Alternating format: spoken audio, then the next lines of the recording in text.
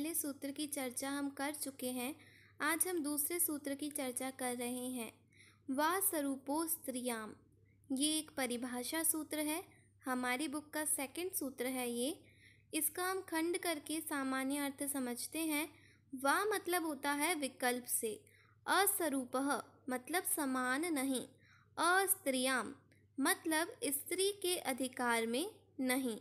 अब हम इसकी सूत्र व्याख्या करते हैं, जो 5 पॉइंट हमने पहले समझे थे उसी के माध्यम से।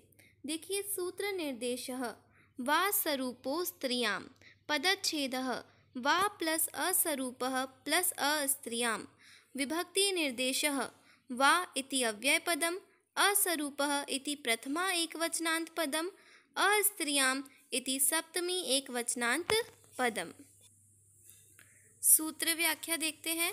इदम परिभाषा सूत्रम, हम सूत्रों के प्रकार पहले पढ़ चुके हैं। सूत्र के 6 प्रकार, ये परिभाषा सूत्र है।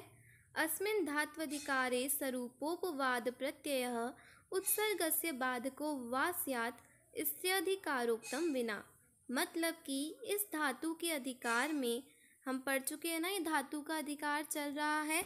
इस धातु के अधिकार में अस्वरूप अपवाद प्रत्यय उत्सर्ग का बाधक विकल्प से होता है, इसलिए अधिकार को छोड़कर।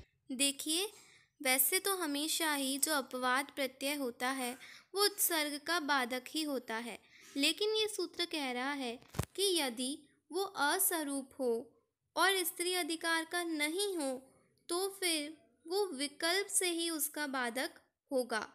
यहाँ पे विकल्प लग गया। हम इसको और समझते हैं। देखिए, पाणिनीय व्याकरण में 2 प्रकार के सूत्र हैं, उत्सर्ग और अपवाद। जो सामान्य रूप से कार्य करते हैं वे हैं उत्सर्ग, और जो विशेष रूप से कार्य करते हैं वे हैं अपवाद। व्याकरण शास्त्र में तो यही नियम होता है कि अपवाद हमेशा ही उत्सर्ग का बाधक रहता है, और यही नियम सब जगह लगता भी है। परंतु यहाँ पर इस सूत्र के माध्यम से उन्होंने कहा है कि अपवाद विकल्प से उत्सर्ग का बाधक होगा, और 2 शर्तें भी लगाई हैं। ये 2 शर्तें कौन कौन सी हैं? तो देखिए, एक तो है असमान हो और एक है स्त्री अधिकार का ना हो। स्त्री अधिकार का ना हो ये तो हम समझ गए। अब असमान हो ये क्या है?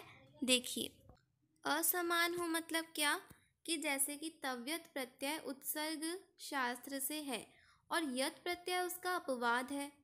अगर हम तव्यत प्रत्यय को करते हैं तो केवल तव्य शेष रहता है, और यदि हम यत प्रत्यय करते हैं तो य। इन दोनों में अलग अलग चीज़ें शेष हैं, मतलब ये समान नहीं है।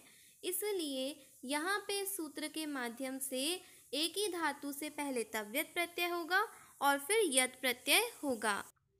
लेकिन यत और नियत में ऐसा नहीं है, क्योंकि इन दोनों में ही य शेष रहता है, मतलब ये दोनों समान हैं, असमान नहीं है। इसलिए ये सूत्र यहाँ पे नहीं लगेगा, यह सिर्फ असमान में ही लगता है।